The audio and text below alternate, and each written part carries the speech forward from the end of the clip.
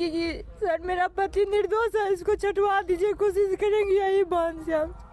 चलिए आप रोइए नहीं। आरती जी अगर वीडियो अगर आप देख रहे हैं, आप अपना बहन के आंसू देख रहे हैं, तो आप दया कीजिए, कृपा कीजिए, क्योंकि इनकी कोई गलती नहीं है। ये बोल रहे हैं कि अगर हम जानते तो हम शादी नहीं करवा देते, क्योंकि कहीं ना कहीं आपको पिछले 2-3-4 दिन से मन बहुत ही दुखी है। बिहार के जो घटना घटित हुई है उसे मैं कड़ी से कड़ी शब्दों में निंदा करता हूं और बिहार सरकार से मांग करता हूं कि दोषियों को जल्द से जल्द पकड़ा जाए और उन्हें कड़ी से कड़ी सजा दी जाए, ताकि इस तरीके की घटना साहब की का कहता ना कहता, कभी अगर हमने के अच्छा काम करी जा,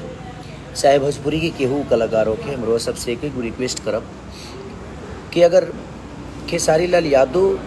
एक नंबर में सर्च होगा सच्चा है कि अदरवाइज केहू कलाकार होके ओजा केहू कलाकार सर्च ना होला,